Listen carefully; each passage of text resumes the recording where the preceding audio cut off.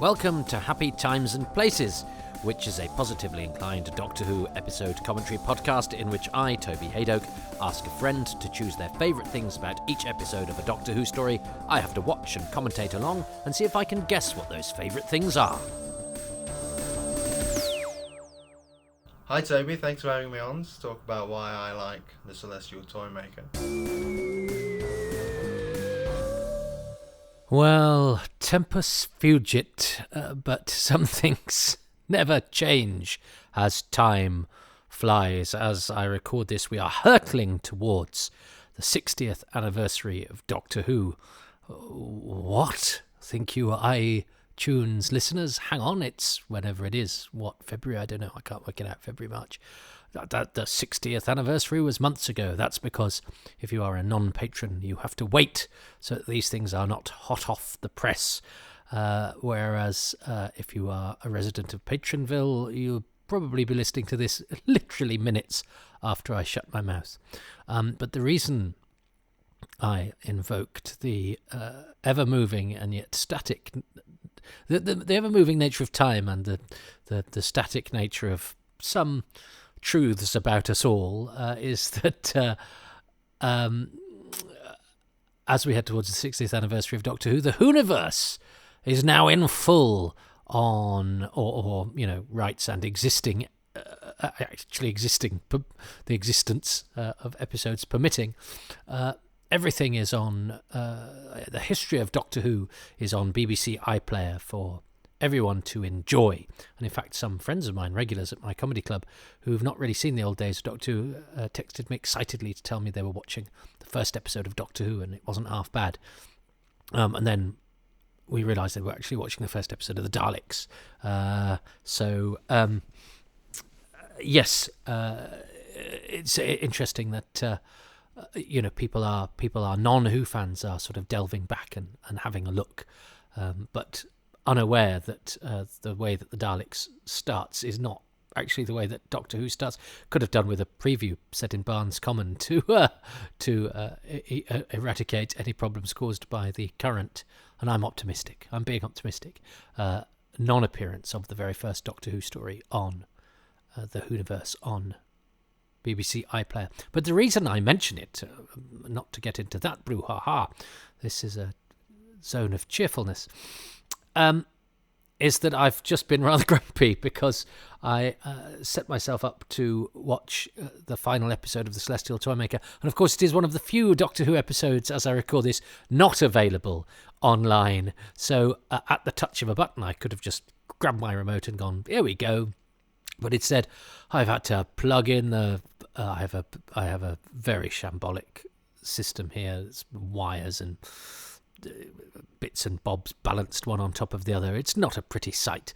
And I've plugged in the little Blu-ray DVD player that I have into the projector that I watch telly on, so that's involved a little bit of furbly about. I've then had to find Lost in Time, which wasn't on its place on the shelf. I must have got it out for something else elsewhere. But then, of course, I realised how old Lost in Time was, which is the only way that this episode is available to view. And so suddenly a bit of a palaver, and how used I have got to just going, I can get these things at the touch of a button. But I've had to make the perilous journey across the room to the DVD shelf, which, as I say, my organisational skills mean that I like to think of myself, and I would perpetuate a gag, I think, were I to be talking for a sort of stand-up show about the fact that I have all the episodes in chronological order, and anything else would do my head in, and blah, blah, blah. And I, of course, in my head, and if I had a spare minute, I would sort everything back in to chronological order where they were indeed first put when I set my shelves up many moons ago. But since then, I've got things down, and then I've been concentrating on something else, so I've just put them temporarily back on the shelf. And I'm sure half of my DVD cases don't have the correct DVDs, and I'll sort those out once I've done the spice drawer and the tin cupboard and the attic and all the other thing. My house is an absolute mess. My final test will be, where the hell is anything in your house, Toby? And the answer will be, I think I last saw it there.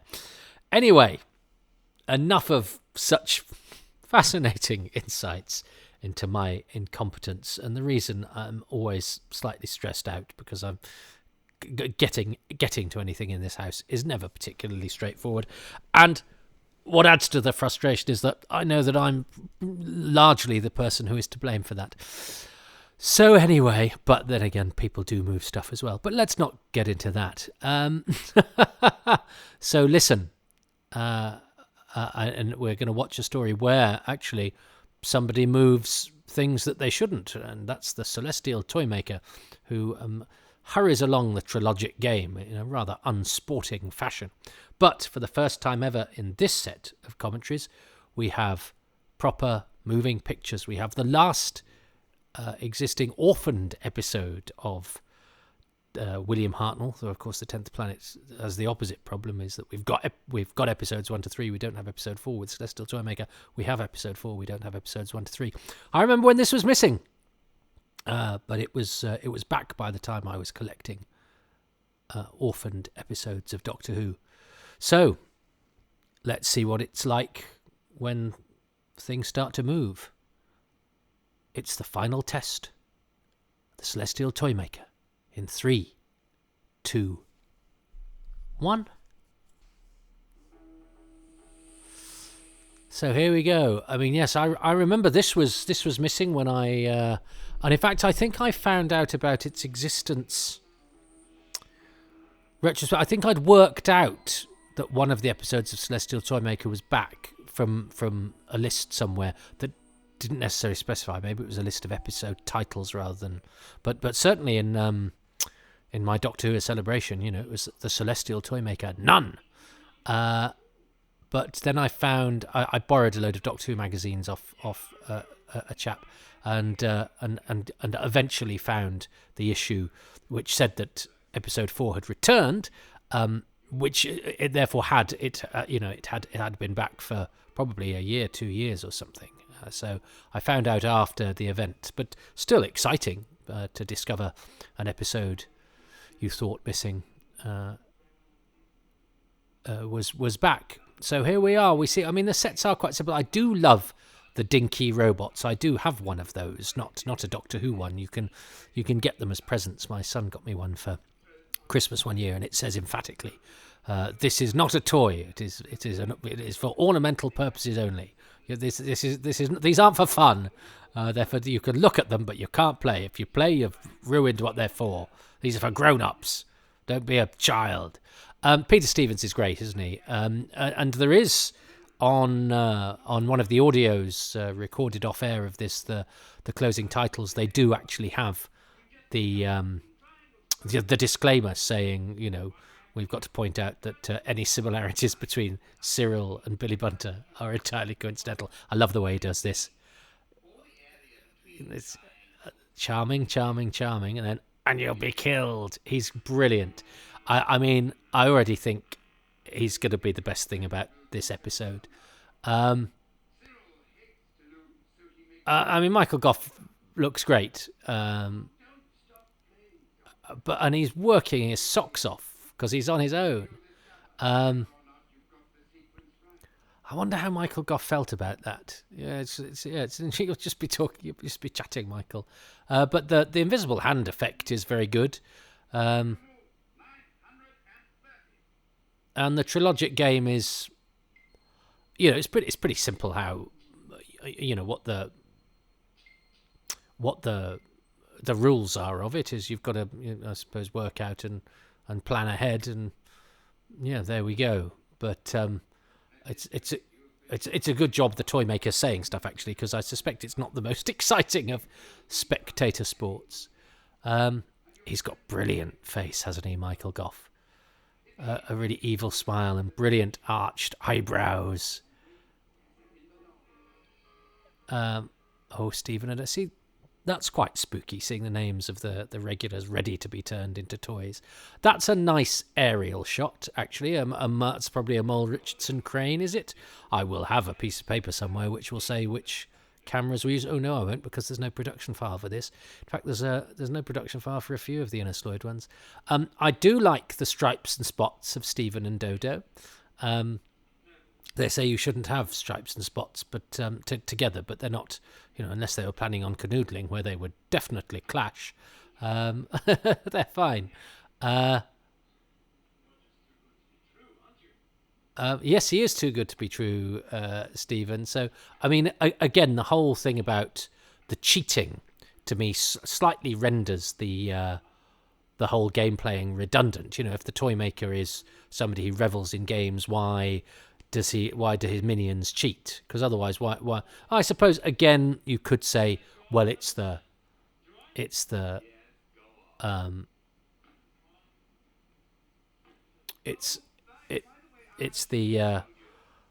going through the motions. It's the whole paraphernalia of the games that is the fun, and actually making people go through playing them is part of the sort of sadistic way that he operates. I can see there's mirrors in the background. I wonder if we'll have catch a camera in one of those. This is much larger and better quality than I've ever seen it before. But I mean, there's no way he's not Billy Bunter. But he's terrific. He's doing it very well. Yes, he does. He does have to send you back. I mean, it's literally the game, though, isn't it? But of course, with the electric current, I suppose now you would have a demonstration, would you not, of the electric current between? Before they started, there'd be another minion that would be sacrificed or cruelly or something. I can imagine, if you were setting this up as the threat now, that's what you'd do. You'd see what it did to somebody, either an inanimate object, or probably more likely, somebody who'd failed, at the previous game. They'd maybe push them onto it or something. But yes, I mean, what do I say? He is very, very good. Peter Stevens is very, very good. Is this Brian Hales'? It's Brian Hales' first script as well, and it's his career in Doctor Who is interesting. I was thinking about Louis Marks the other day as well. That when you're reading the sort of histories of Doctor Who, you see names like Louis Marks and Brian Hales sort of crop up, and you think, oh, they must have just been around all the time. But actually, Louis Marks is Planet of Giants, then doesn't come back till Day of the Daleks, and then doesn't come back till Planet of Evil and Mask of Mandragora, which obviously the same production team. But that's, so he's probably done it and thought, oh, well, Planet of Giants didn't work out. I'm never going to work for Doctor Who again. But of course, it's a different show, different production team when he does Day of the Daleks, and again when he does the Tom Baker ones. But odd that, he was able to sort of, able to go back in the same way that Brian Hales, and he does very different entries into the canon, Celestial Toymaker to Smugglers, very, very different. And then he sort of settles into the, okay, I'm the Ice Warriors guy.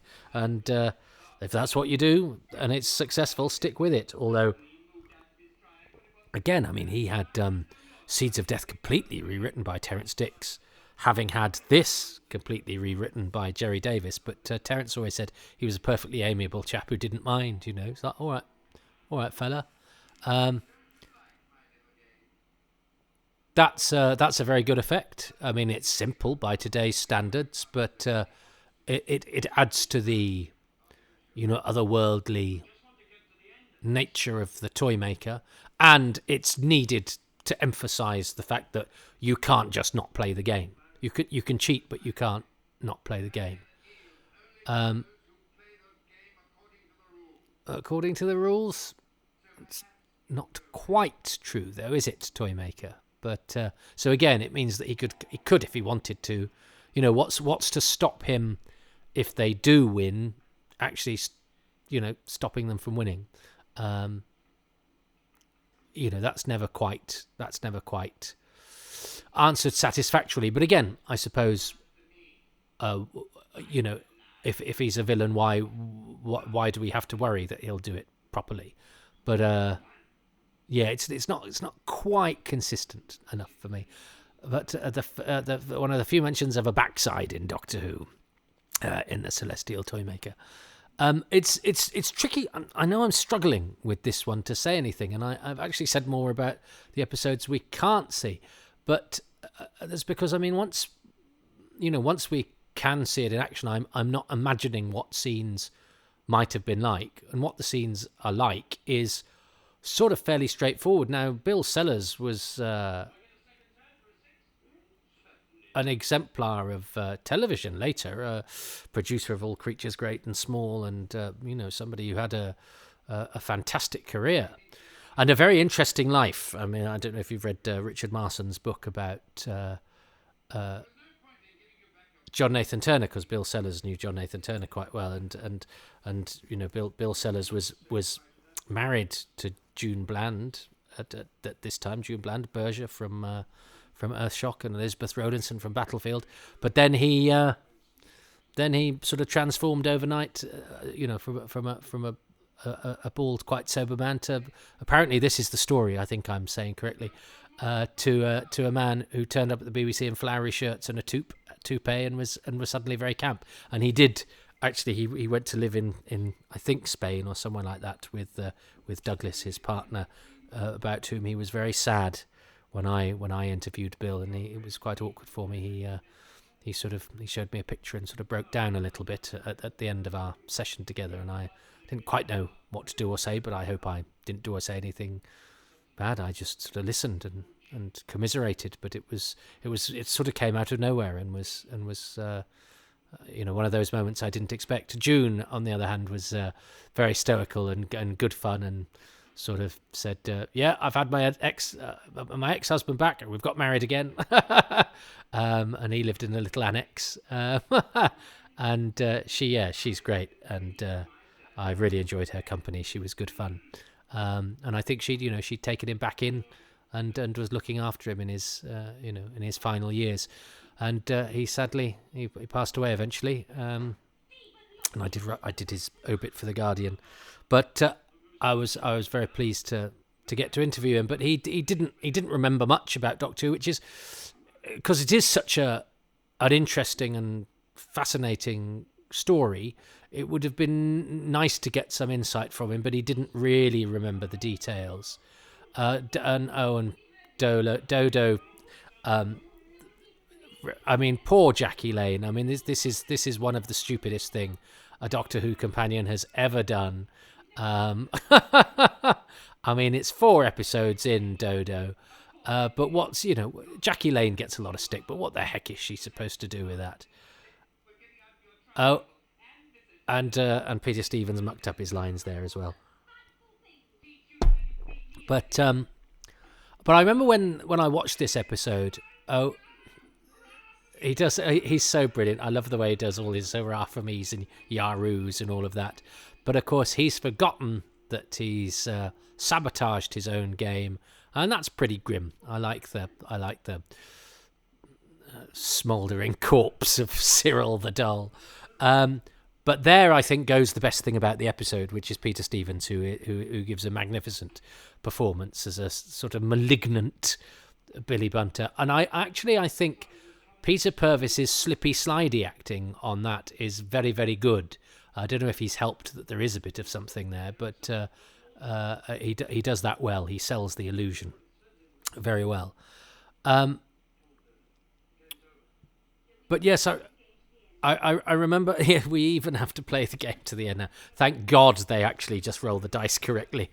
Could you imagine if suddenly it's like if Jerry Davis ring goes, the episode's overrunning by she does good slippy slidey acting there as well. They both do it very well, but again, she's being as thick as 2 short planks.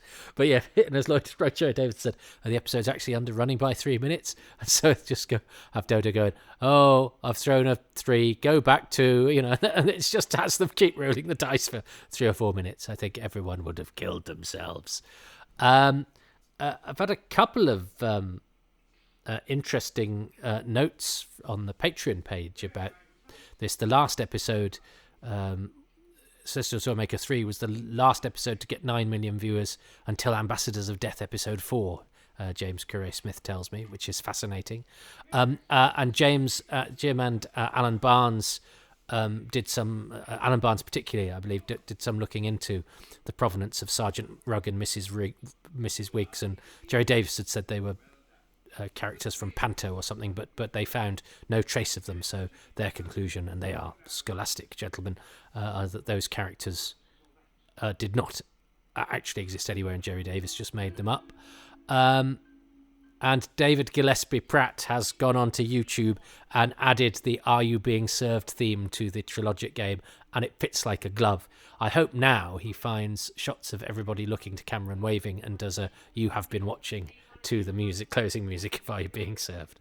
There's another challenge for you. David's YouTube channel is super for that sort of silliness and ephemera. So Hartnell is back from his holiday, but they kept him doing the invisible hand shandy stuff for quite a while.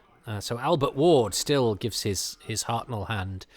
I love the pre-Teletubby robot Teletubby, Telly and its Tubby dinky robot toy thing. That's a lovely piece of design, and I really love this aspect of the Celestial Toymaker. It has its own unique sort of distortion of toy box stuff, and its own very inventive ways of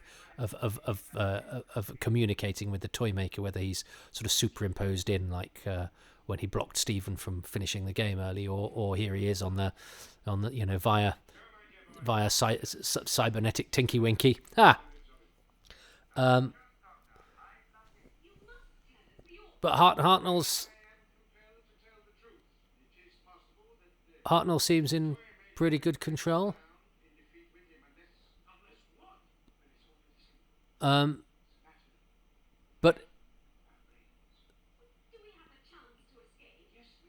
But why am I struggling for something to say about this? I mean, listeners may be pleased, but I was going to say it's not very dramatic, but it is. We know they can't leave. There's lots of. He says we shall see quite a lot, doesn't he? Yeah. So actually, no. I think the ending of this is quite ingenious, because we've had, well, not ingenious, but it's nicely seeded. And the fact that that's nice. The sudden appearance of the Toymaker, the way that he appears and disappears, and again Peter Purvis sells that very well. And I think you're kind of screaming at the telly at this point. Finish a game or punch the Toymaker or do something, and at least he does all of those things. And Peter Purvis, never fails to throw himself in with absolute energy. But it's he's very good, Michael Gough. He's really working very hard. But there's not an awful lot for him to do. We shall see, old man. We shall see. So. Yeah, so he's being very, very patient, and essentially the TARDIS can't leave. That's a nice shot, actually. Great seeing Hartnell coming out of the TARDIS and being so imperious. That's rather lovely. I like the framing of that shot. But I suppose, yes, it is. It is quite fun. Oh, I like the way that Michael Gough does that with his hand as well. That's a lovely sort of stagey piece of acting. And his face is brilliant. Yeah, make your last move. But it is quite fun that the Toymaker is such a charlatan that even if you defeat him, you will lose. So actually, yes, the whole fact that the games are played unfairly is consistent, despite what I've said, because his intention is that you never get to win anyway. So the rigmarole of going through the game is all about forcing you to go through the motions and to go through the pageantry, if you like, of doing it. Not because you stand a chance of winning, but that's part of his sadistic maneuverings. Is that he you're puppets on his string, and that's another aspect of his his game playing. So the fact that he makes you go through the motions, yes, is part of his sadism, which I suppose kind of works, but it just does mean that it's, quite frustrating dramatically up to those points, I think. But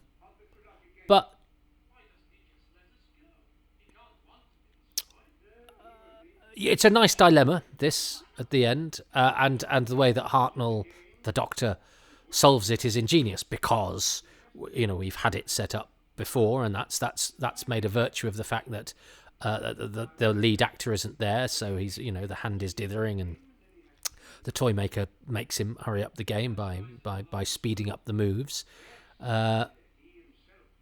which I wonder if these days you would have then said that this was always part of the Doctor's plan, because the Doctor always seems to need to be ahead these days, or seem to be in on it, whereas this is a last minute piece of improvisation.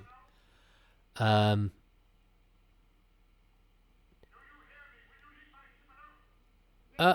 is that doesn't seem to be an error, because it starts with the camera on the Toymaker, and he goes over to the ship, but Hartnell is saying, "Will you leave my ship alone?"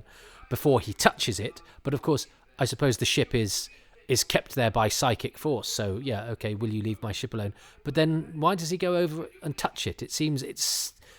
I know in this day and age people are desperate to see goofs where there are none. So I don't think that is a goof as such. They know that Michael Gough's not standing by the TARDIS, but it does seem slightly odd and disjointed that he then walks up and goes and touches it. Oh, bless you. Stephen is brave, isn't he? Prepared to sacrifice himself. He's a very good companion, Stephen. I think one of the most underrated companions.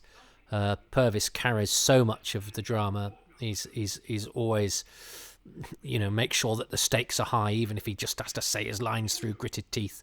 And he's quite sort of physically up for it as well.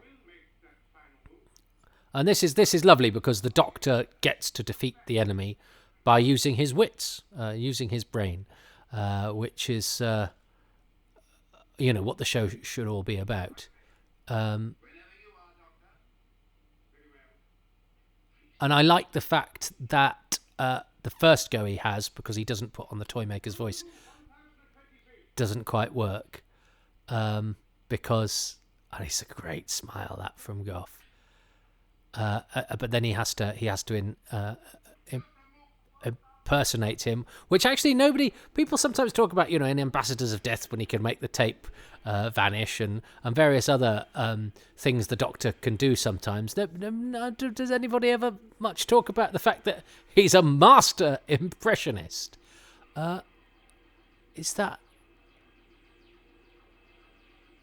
Well, yeah, I quite like that explosion.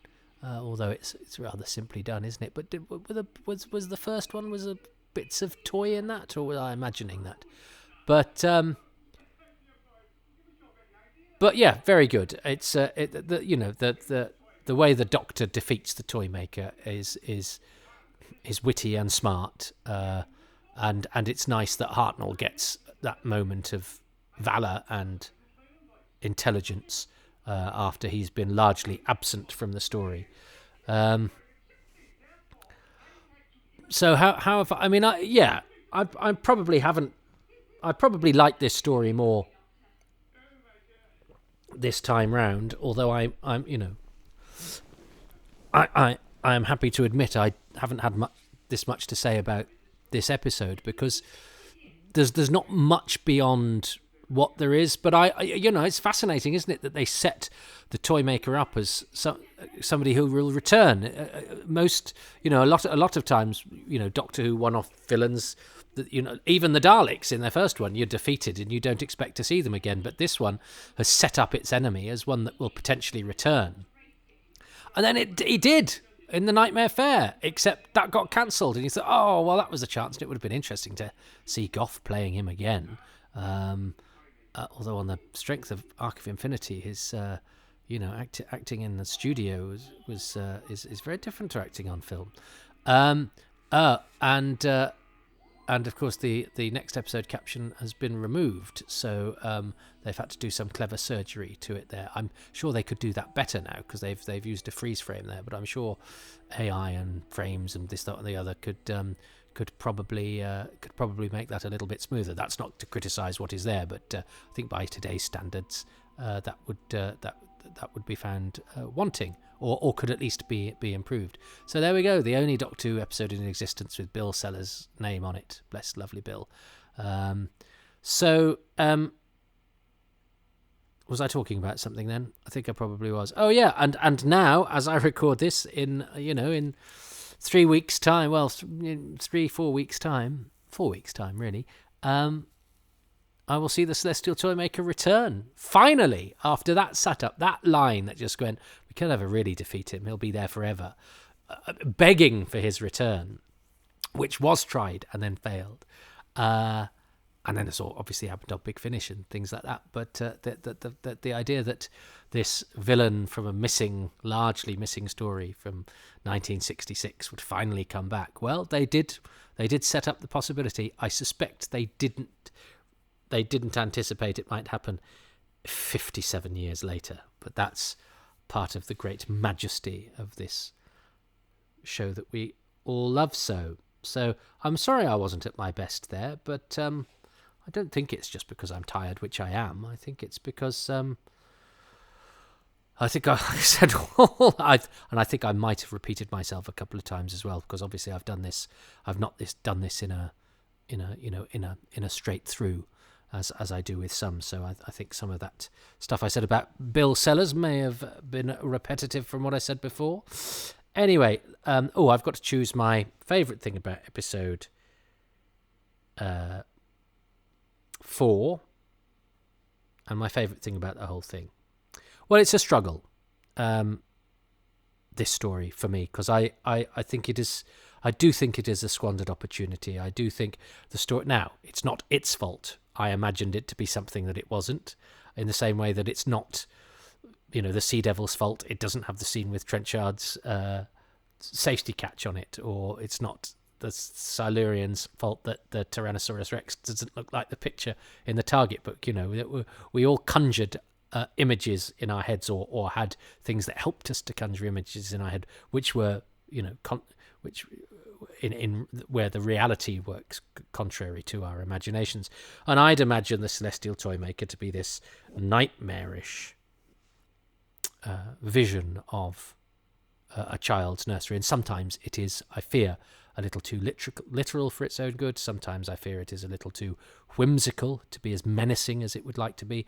And a lot of the time, I think the Dodo in particular is written to not quite cotton on to what the story is, and to keep being reminded by Stephen, and that's not good writing, I don't think. And Jackie Lane isn't great anyway, bless her.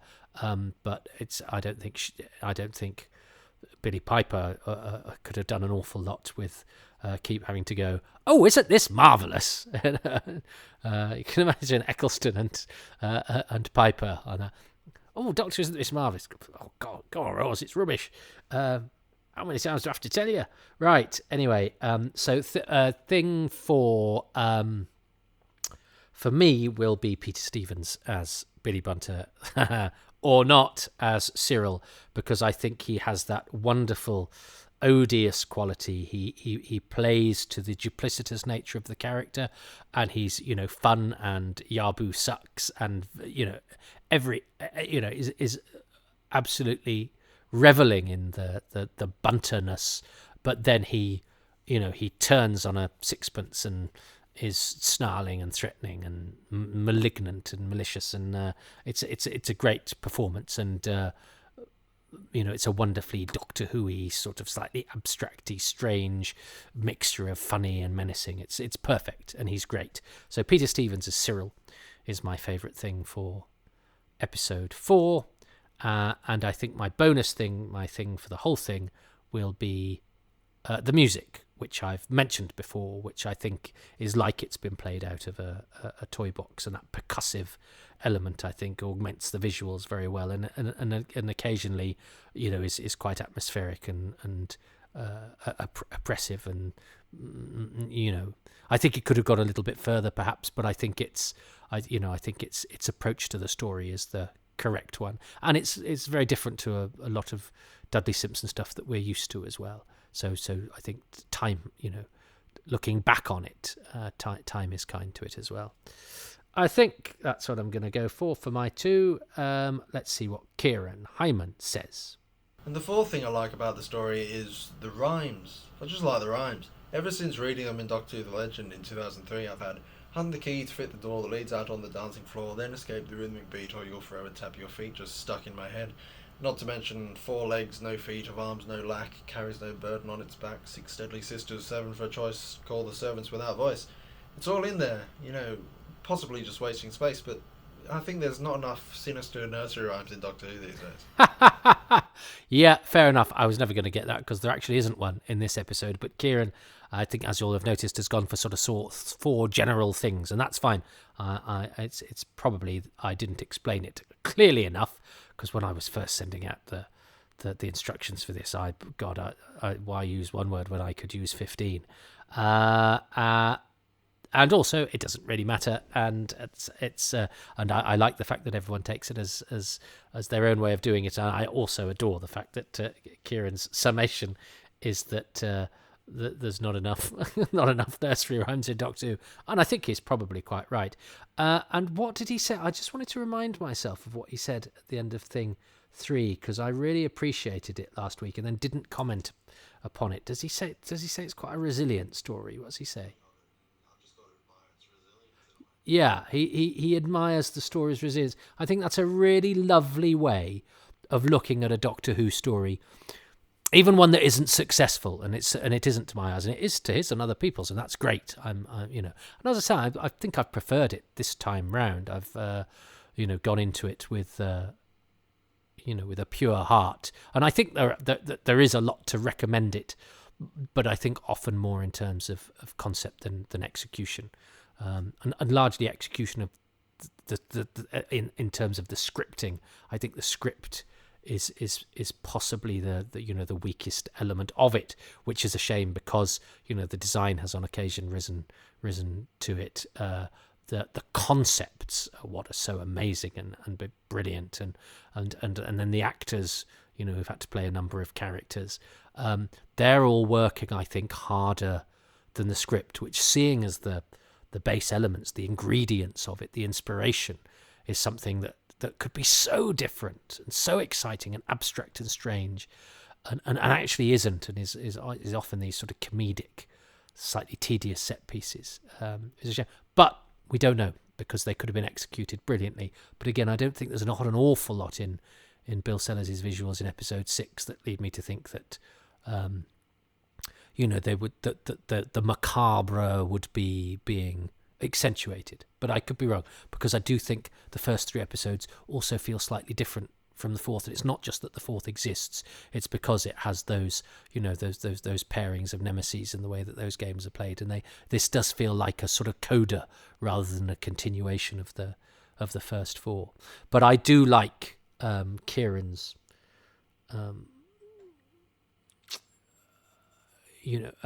appreciation, his interpretation of how the Celestial Toymaker prospers is that it is resilient. It survives and flies and invents itself and creates itself in spite of an awful lot of terrible things going on behind the scenes, and yet it still manages to be a piece of television that people still want to watch 57 years later. And admiring its resilience, I think, is a beautiful way to be and a wonderful way to look at it. So I just wanted to champion Kieran for that and champion that point of view. What is Kieran's bonus thing? Mine's the music, remember. And the one other thing I like about the Celestial Toymaker is something you wouldn't actually appreciate by watching the story, which is how colourful it is. It's the only story in Season 3 for which there's a substantial amount of colour photography, and there's 40-odd photos that show. It's really one of the most colourful stories in 60s Doctor Who, you just wouldn't know it. And this goes again back to me reading Doctor Who: The Legend as a kid, where it shows a couple of the colour photos. And I saw them, and that's what really inspired me to get into colorization, which is something I love doing now. So I really can't help but love it, I think. Ah, and that's lovely because it's a personal note for him. And I love the way he keeps mentioning Doctor Who: The Legend, which I have, but by then I kind of, I sort of knew my Doctor Who. So I think I waited and got quite a sort of cheap second-hand copy and have flicked through it. But I sort of knew most of the pictures, and I certainly knew, what the written content, it wasn't telling me anything I didn't know. So it's one I have for completeness rather than a book that I like. Doctor Who: A Celebration or the Radio Times 20th Anniversary Special that I pored over. Those were my sort of lodestones, keystones, whatever they are. And it's lovely that obviously somebody much younger, that book to him, which was fairly disposable to me, and I'm glad I've got it, but I don't have any emotional attachment to it, is obviously something that he went through and flicked through and saw the pictures and went through, and that was his introduction into the real detail of Doctor Who and stuff. And I love that he has that for him, 20 years probably after I was doing what he then did, and it shows that Doctor Who keeps beguiling generations, and they get introduced to it through different publications or methods or inspirations, or and that will continue to be the case, and everyone will have their own particular story and their own particular piece of merchandise or literature or publication or whatever that gets them into being more than somebody that just watches it on the telly, but goes back and delves and imagines. And in this case, his imagination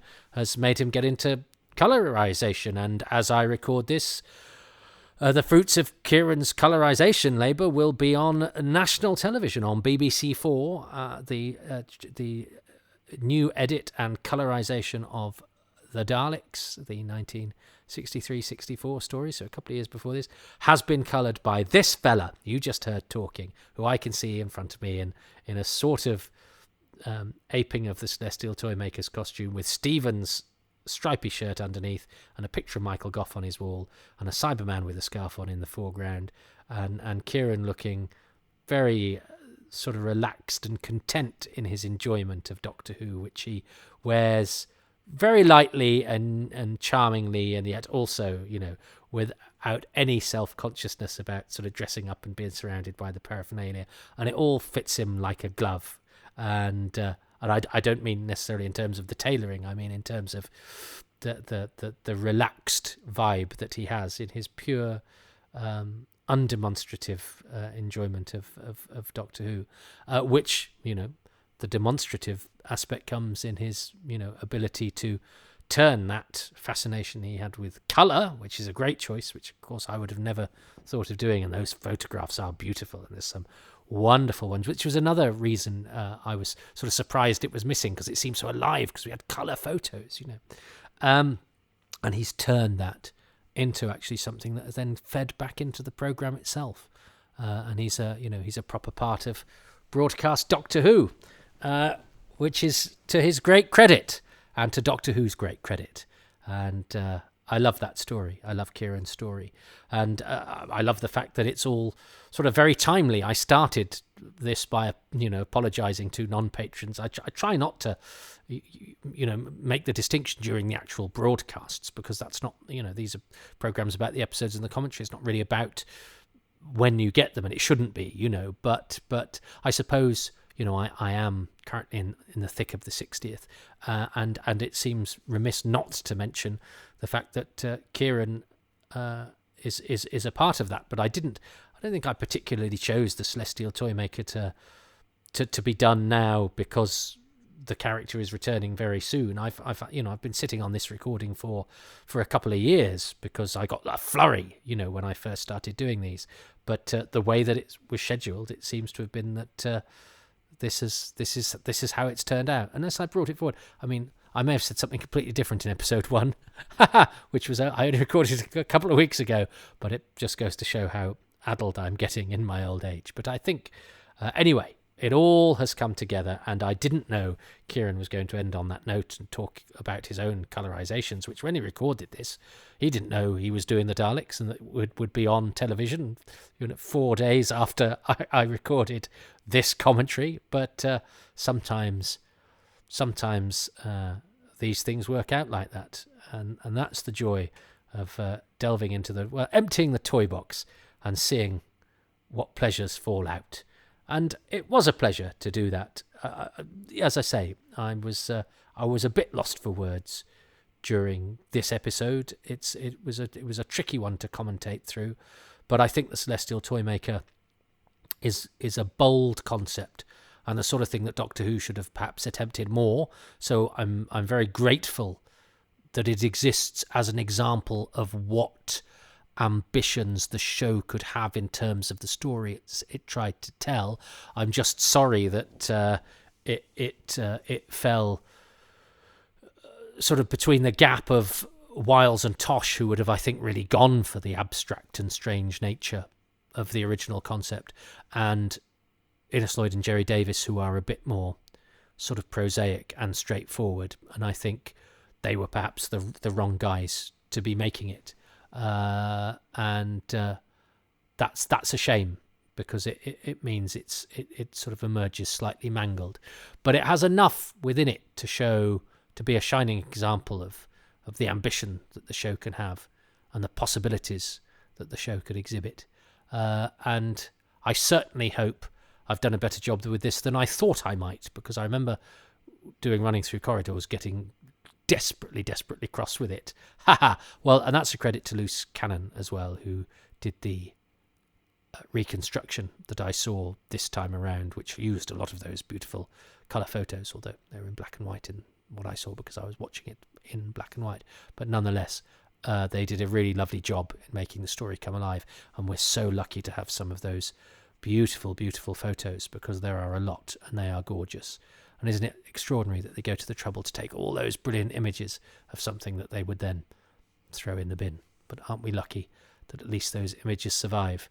So, I'm going to make my last move for now, which is to say thanks very much to Kieran Highman.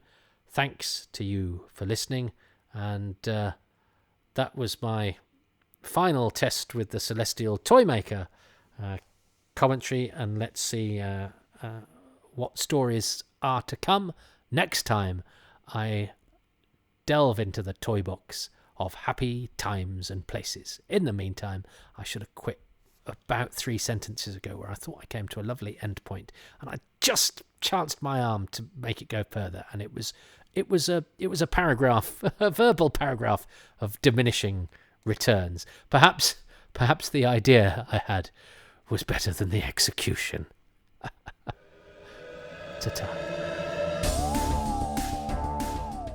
Well, thank you ever so much for listening to Happy Times and Places, which is presented by me, Toby Hadoke, and my special guest was Kieran Highman, who you can find on Instagram at HymanKieran.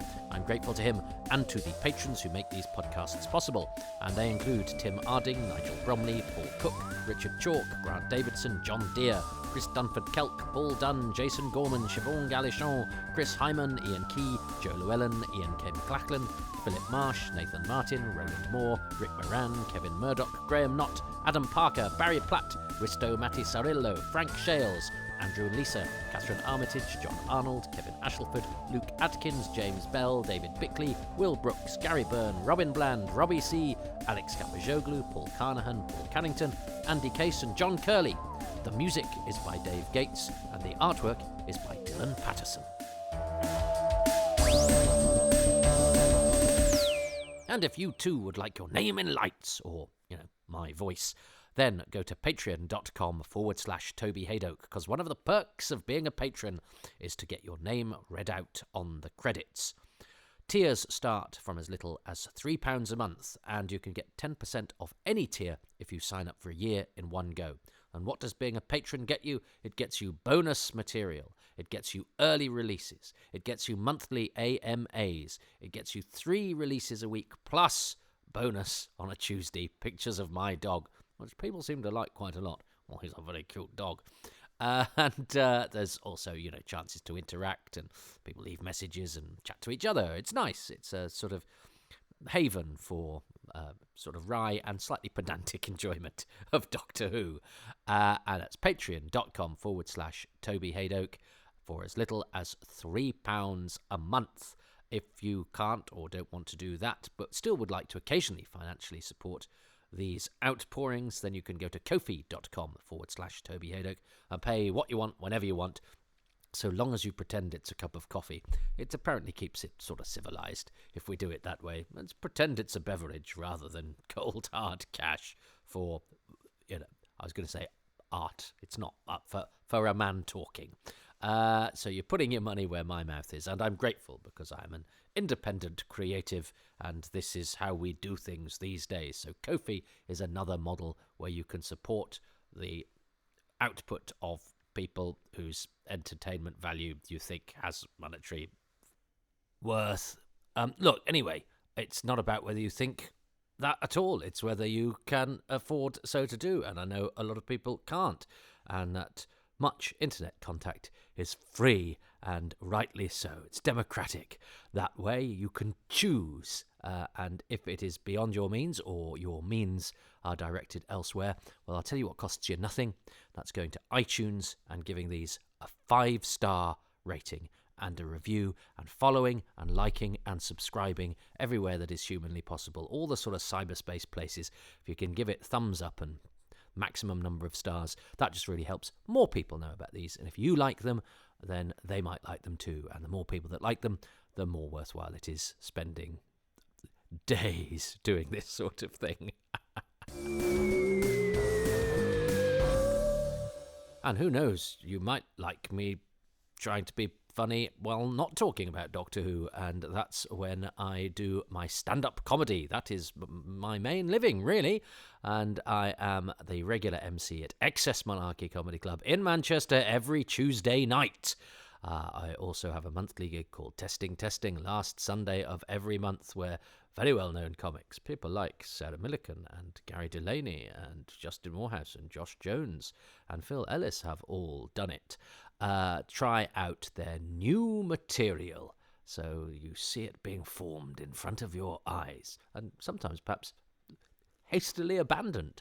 It's good fun, and all the comedy nights I do are excellent value. We charge as little as we possibly can. So follow me on Twitter to find out about those, at Toby Hadoke. If you're just interested in these podcasts, then at Hadoke Podcasts. But if you do like the comedy, follow Excess Malarkey on Twitter as well. And I'm on Instagram at toby.hadoke. And I also have a Facebook page. So if you could do all of that, it's the way of things these days.